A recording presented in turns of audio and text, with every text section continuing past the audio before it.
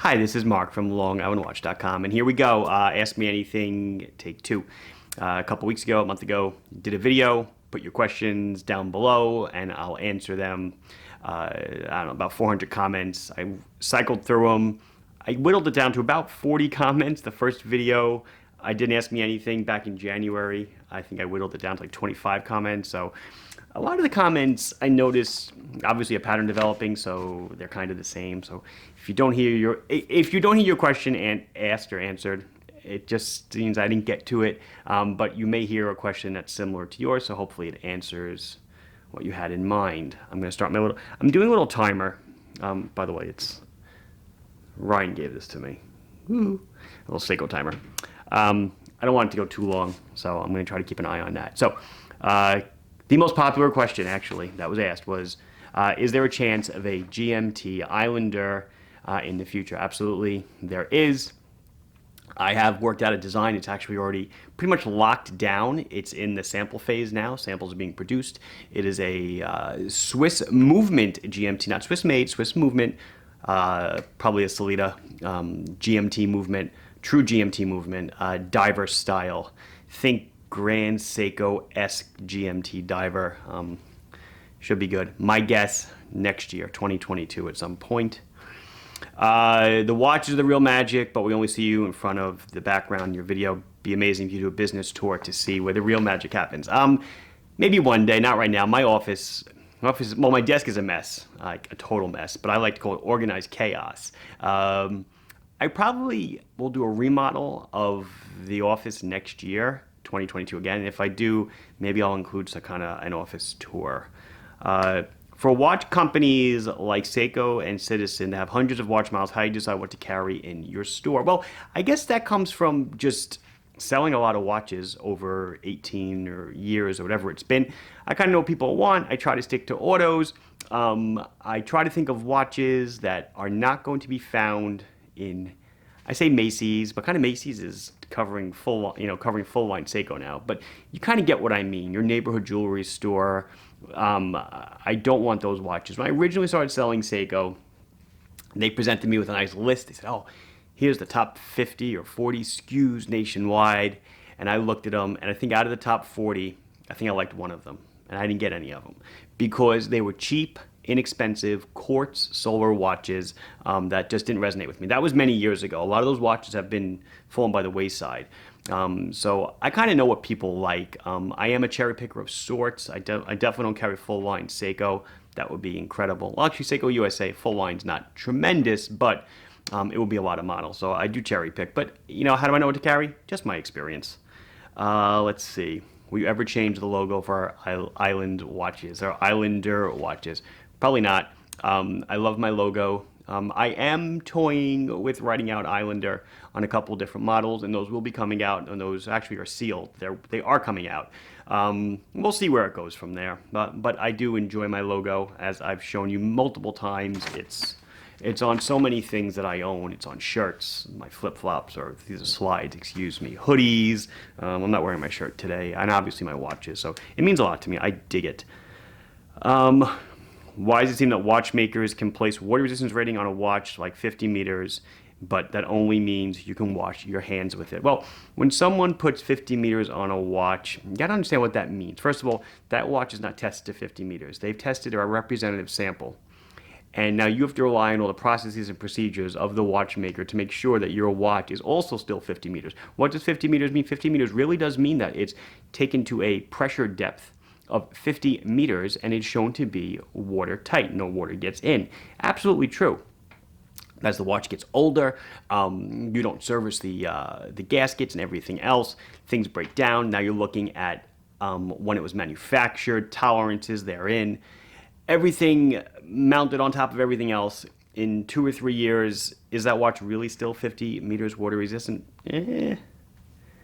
Can't really say. So that's why they say 30 meters, 50 meters is like splash resistant. You're going to snorkel 100 meters, you're going to scuba dive 200 meters. I'm sorry, not my rules. It's everyone, I think, just being a little bit safe. Many years ago, when I had a job in a jewelry shop, manager told me never set the time backwards in a watch. I've done watch and learns kind of on this. There's a little piece in the movement called the Canyon Pinion, And this is the piece that decouples the going train from the setting train, I guess. And it relies on friction to work. And if you start tuning the hands back and forth all the time, or backwards a great deal, and forwards a great deal, you're gonna wear out the friction between those two pieces, and then the movement's kind of not going to go kaput, but the canting pinion need to be adjusted. You'll find it won't keep time, or winding won't happen correctly, this and that. So, I mean, I say, this is just me, not a watchmaker. If you want to go backwards an hour for daylight savings time, go ahead. But I wouldn't set it all the way backwards all the time. As an engineer, what watch or brand impresses you the most? I like a lot of brands. I dig Rolex because of their almost total verticality, as well as Patek, or their almost total verticality. I dig Ulysse Nardin for, as I've mentioned in the past, their Freak watch. I think it's so cool. Really what impresses me is any company that can take more and more crap and shove it in something that is 40 millimeters in diameter and sometimes 9 or 10 millimeters thick. Crazy. I come from the engineering space where, we had maybe half a cubic foot to package all these electronics, and there was a lot of stuff in there. It would dissipate hundreds and hundreds of watts. You had to cool it, vibration, shock, everything else. When they can make watches and they miniaturize everything and everything fits and it works, I think that's amazing. So anyone that can do all that stuff, making stuff really small, you get my vote. Of all the watches you stock, which is your favorite non-Islander? I'm wearing it today. Not coincidentally, or coincidentally, it is coincidentally. I love my Squale Matic blue. Love the blue and the white. It happens to be my company color. It's not the right shade of blue, but I do love the watch. I hear this all the time. With Seiko trying to position itself up market, have you noticed a change in sales? Is Orient filling Seiko shoes? Orient's a whole nother battle. I've talked about this in a gray market video. Orient is now getting heavy into the gray market, not on purpose, so it's kind of hurting my Orient sales. Seiko going up market, they ripped off Grand Seiko and put it as its own company. And now they have all these Presage and Prospex models that are elevating the price point. But most of the price points you see now are authorized retailer price points. The gray market Seiko is really getting weeded out. So you're used to buying gray market, which doesn't have the real markup or margins that authorized has. So is Seiko really upmarketing itself? A bit, yeah. Watches are getting a bit more expensive for sure. But what you're really seeing as the consumer is just the dissipation or the lessening of the gray market, which brought you lower prices. So, I don't know. That's kind of a funny one. So this is a very, very related question. Why does Seiko refuse to put sapphire on their watches at a reasonable price when other companies can do it for less? And then the alignment issue. First of all, let's cover alignment. Seiko, I don't think, really cares, because the only people that really care about alignment are people like you that might be watching this video. Most of the general public does not care about the alignment of chapter rings and stuff like that, or rehord as it really should be called. What was the other part of the question? Oh, refusing to put sapphire. Again, this goes back to gray market and authorized. If you put sapphire on a watch, it increases the resale value, or the retail value, I should say, by probably $80 or $100 when you fold in everybody along the way that is making profit on the watch. King Turtle, King Samurais are great examples, because those are sapphire crystals and ceramic bezel inserts, and they are notably more expensive than the regular turtles and samurais, to the tune of about $100 and $150 per. Granted, those two parts do not cost $150, but you put it in at the cost level and it's manufactured, then you roll it up 3 times to everyone along the chain that's got to make money, you get a $150 more expensive watch. About watchmaking and it being targeted towards men, ladies' watches are fashion statements rather than high-quality timepieces. There are women who love to collect watches. Do you see manufacturing sellers acknowledging this market? No, I don't. Unfortunately, men fall in the category of we like to see things for their mechanics and everything else. We enjoy what's on the inside, and this is just on the whole, guys. I'm not pigeonholing or stereotyping anybody. Women tend to be more attached to the fashion side. Oh, it's pretty? I like it. I don't care. It's quartz, automatic, spring drive, doesn't matter to me. So bigger companies obviously just market towards the most popular opinion. With women, it's fashion, unfortunately. I've got a few island watch ladies divers, and they do fairly well, but most women in my life that I've given them to, they don't care that it's automatic. Actually, they say, oh God, I gotta wind this thing again. So, like I said, just a dichotomy between male and female, I guess, from the marketing aspect. But I get it. When you first starting to buy your watches through the gray market, how did you find suppliers? Sometimes they found me. Sometimes I found them. It's kind of a crapshoot. Once you get big enough online, companies, now I forget it, I get emails virtually, probably a couple times, once every day, a couple times a week. Hey, we have these watches. Would you like to buy them? It's not my thing. What was the hardest engineering project you have done, if you can talk about it? My prior life, I was an aerospace engineer, working for the U.S. Department of Defense through a subcontractor. But I would say the most difficult engineering job I ever had was building a business from the ground up. It's been 18 years in the making, and that project is still not finished. Okay, so I'm not going to really answer this. When in the this isn't the question. I'm sorry. When in the history of LIW did you know it would be a success, and what led to that? I had no idea. I started off as a hobby. I was an engineer working and started selling watches on eBay, and then moved into a website. And over the years, I guess 2011 is when I stopped working full time and realized that, hey, this is a business that can sustain a family, and that's what it does now, and it sustains many families. I'd like to start an online, same question, online upscale goods business, and wondered what you did to stand out and make it catch on. What I did to make it stand out, I didn't even know I was doing at the time, was just providing, I'm going to say, world-class customer service that I think people online, whatever, read on forums or anything. If anyone ever attacks me on a forum, it's amazing, because how many people come to my support and rescue is mind-boggling. Threads usually get locked because so many people come onto my side. I'm not perfect, but I think that, I was just being me and treating people right, and that was good. If you woke up one day wanting out of the watch business, would you go back to your old line of work? I'd go back to engineering of some sort, doing something. I enjoy problem solving and all that stuff. Like I said before, we're 11 and a half minutes in. Like I said before, I just love problem solving, and running a business is one big problem to solve. What do you miss most? By the way, these questions I just read before I started. I really didn't formulate the answers in my head, to tell you the truth. If you woke up one day, so if I look a little perplexed, or I'm thinking, I really am thinking about it. No, we did that already. What do you miss most and least about working as an engineer? Most, I miss the cool stuff that we did that I can't talk about, but that I know is out there. That was really nifty. Least about working as an engineer was working for someone. That's why you become an entrepreneur. You don't want to work for anybody. You want to work for yourself. When I sell Seiko watches, I'm technically working for Seiko. When I sell Islander watches, I'm working for Mark Frankel. That's what I dig. How do you currently use all that knowledge and experience today?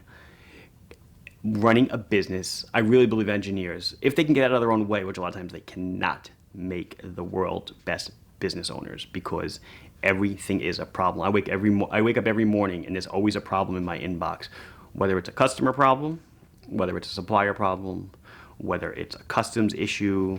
I mean, I applied for a Fish and Wildlife license last week. Whoever knew I'd have to do that to import a certain skin? It was crazy. Never had to do that before, but I had to figure it all out, and I did it.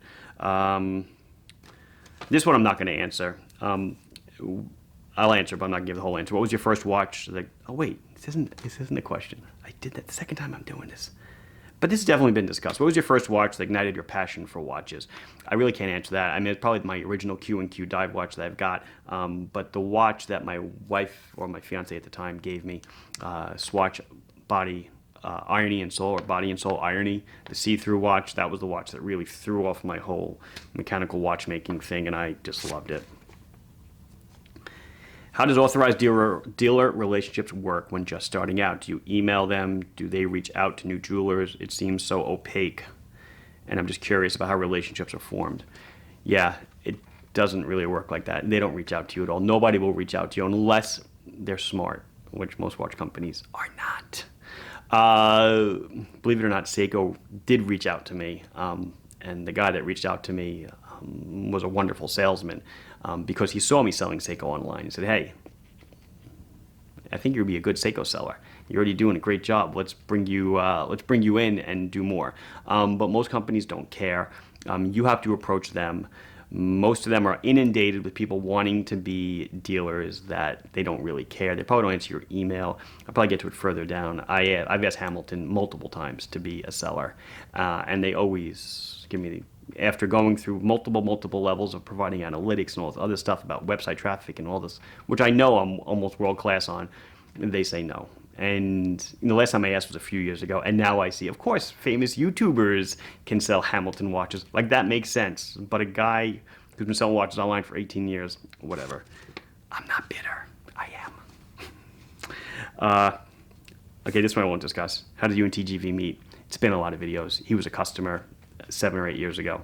Reviewed a watch. It took off, and we started chatting. By the way, every video you see where we're laughing, man, totally unscripted. I have a blast with that dude. A lot of fun. Would you start another watch brand away from homages? The Islander already has watches that are not homages, unless you call the field watch and the pilot's watch homages. I mean, because those are styles. But yeah, sure, the diver is like SKX. There'll be other divers coming out. No, we're not starting another watch brand. I think this brand will have enough differentiation, spice, etc., to make it interesting. We're about halfway through, by the way. Yeah, okay.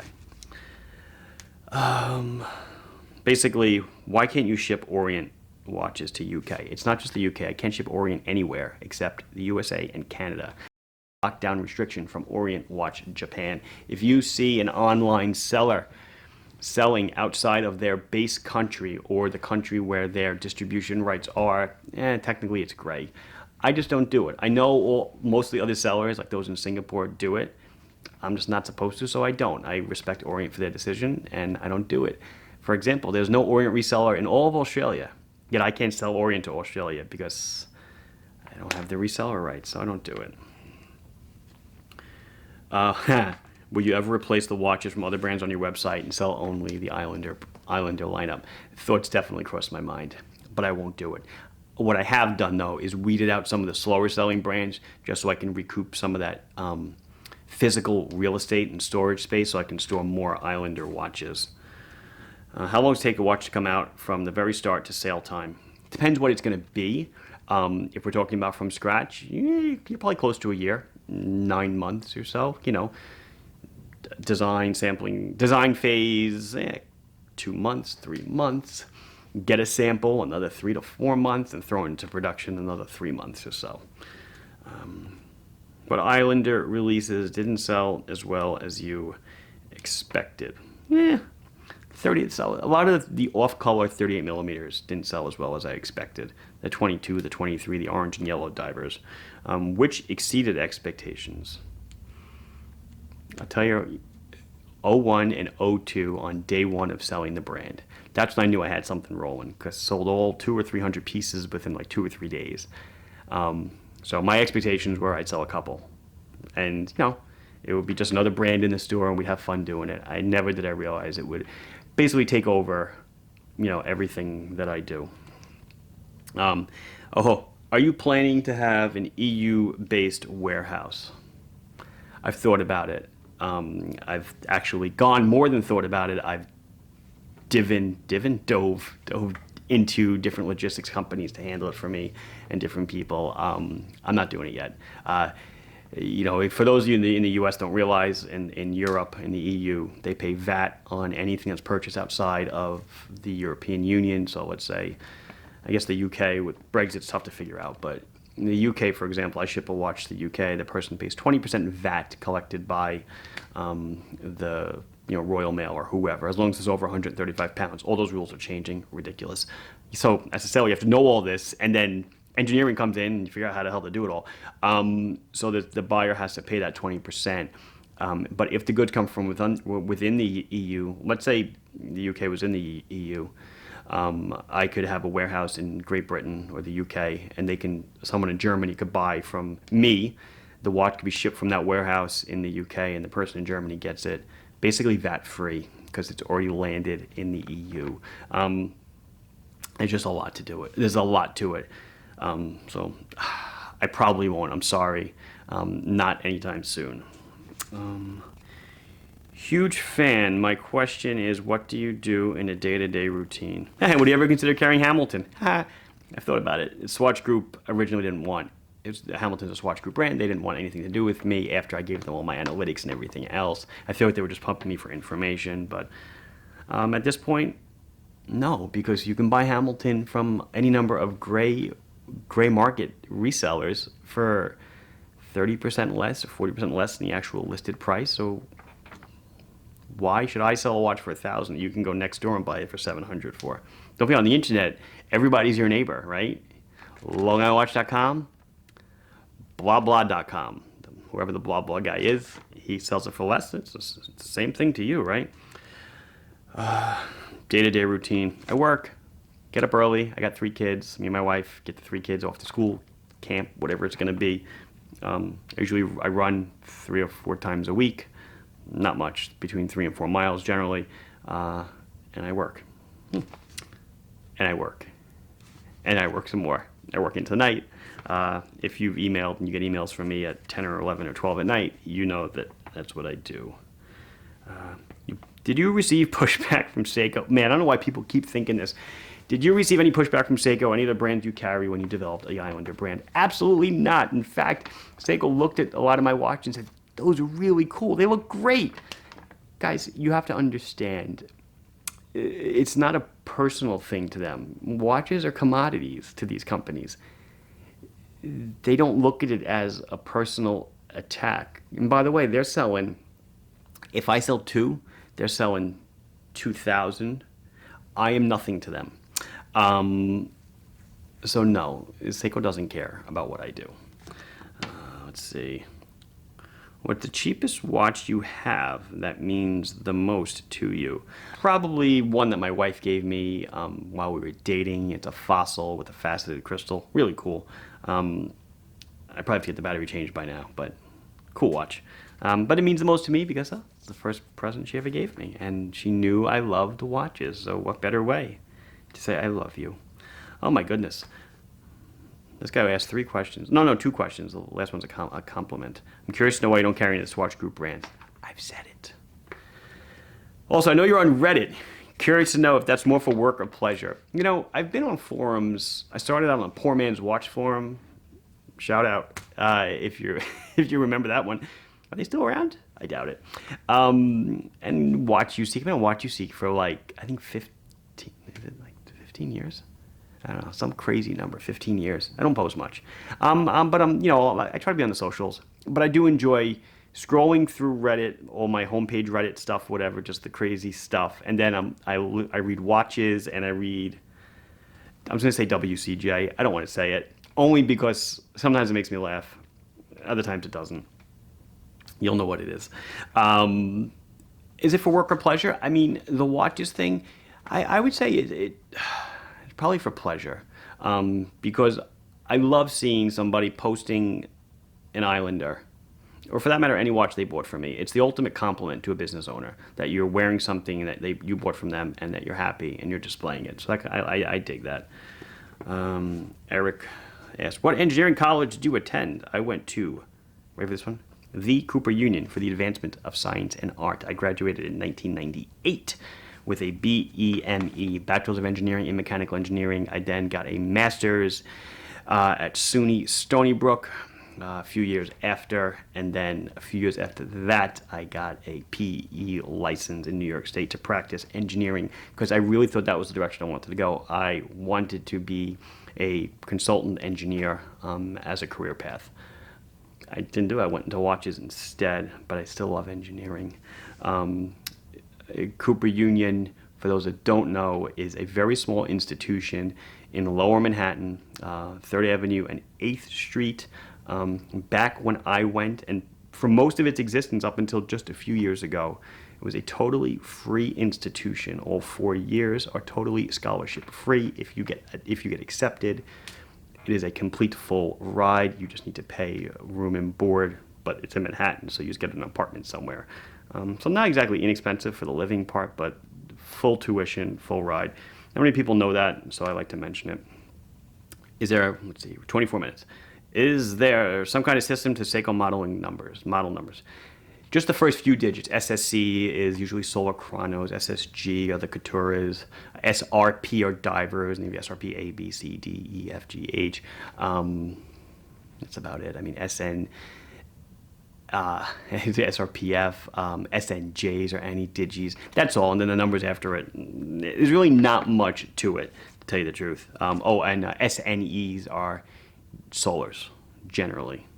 No, they're always solars, aren't they? Yeah. But a lot of those solars are kind of going away, as I've said in other videos.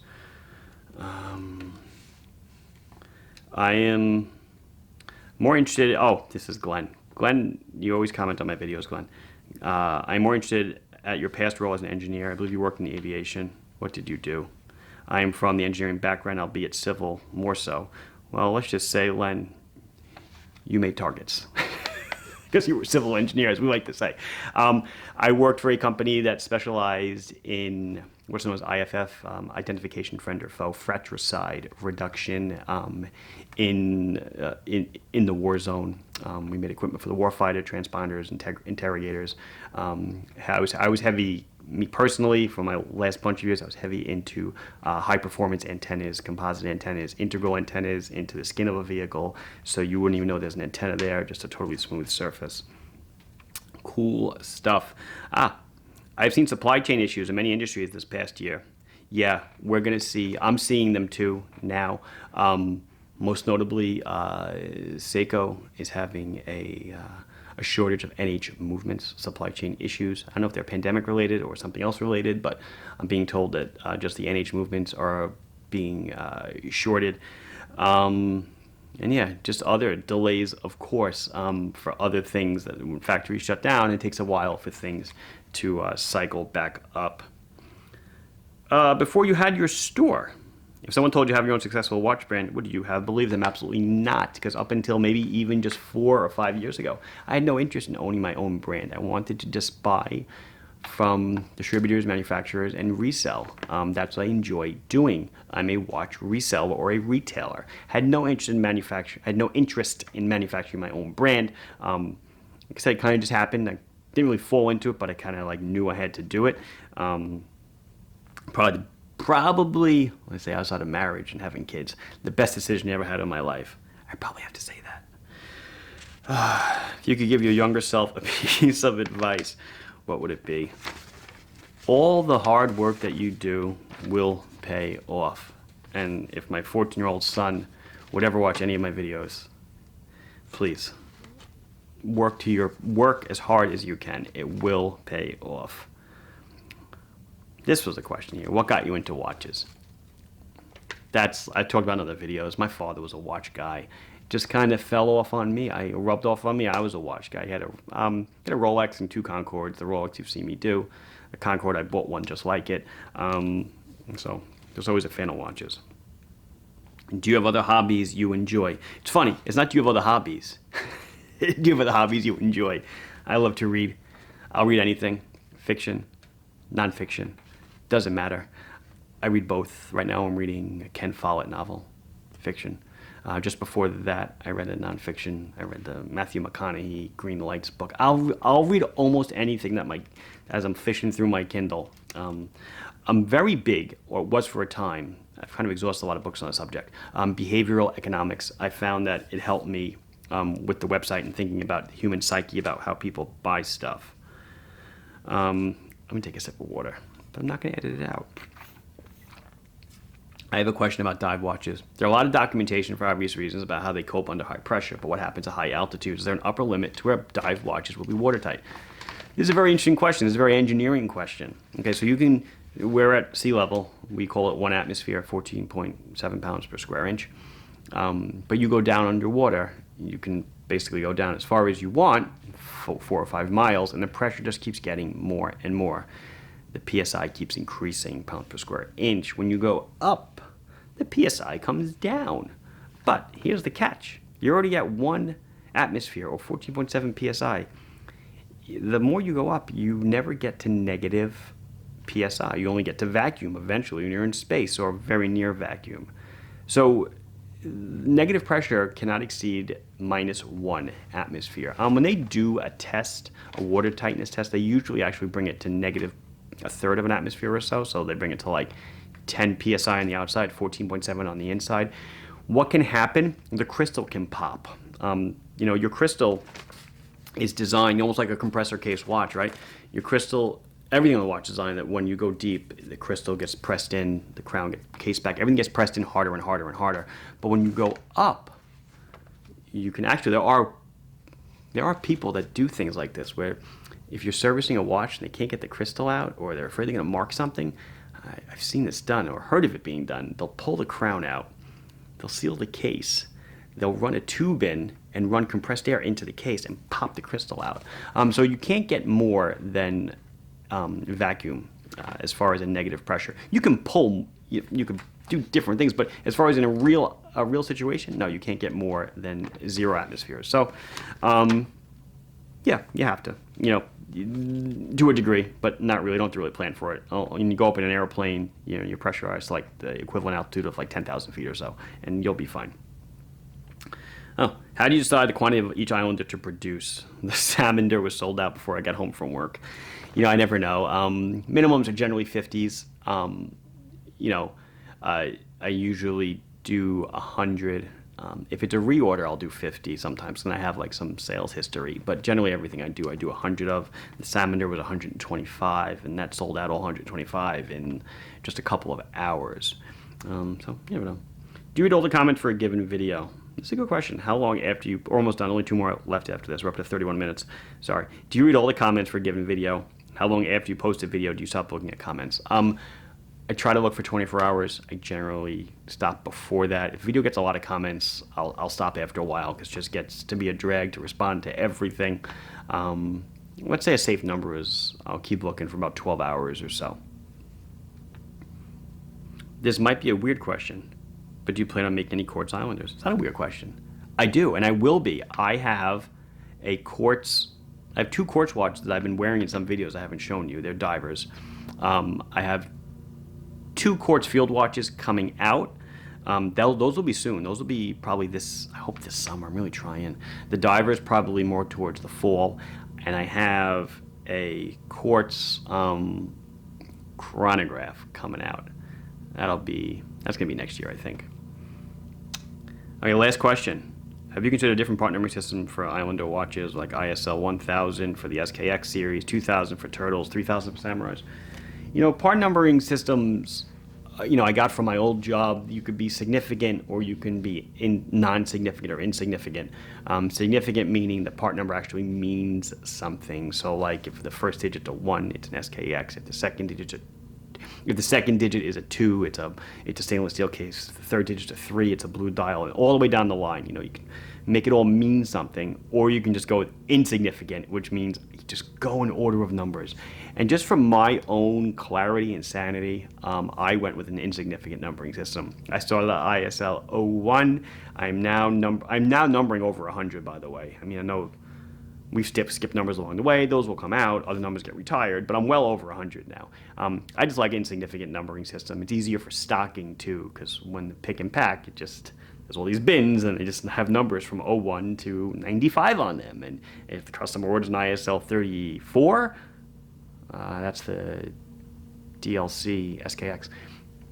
Pull one out, and it's done. That's all the questions. 33 minutes. Kind of good.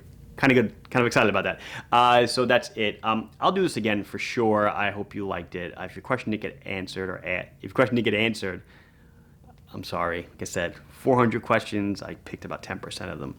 That's it. This has been Mark from longonwatch.com with a little Ask Me Anything part 2. We'll do part 3, I promise. Like the video if you enjoyed it. Subscribe to the channel if you're not done so. Questions or comments, you can put them down below, and I'll be sure to address them as soon as I can. Thank you very much for watching. Bye-bye.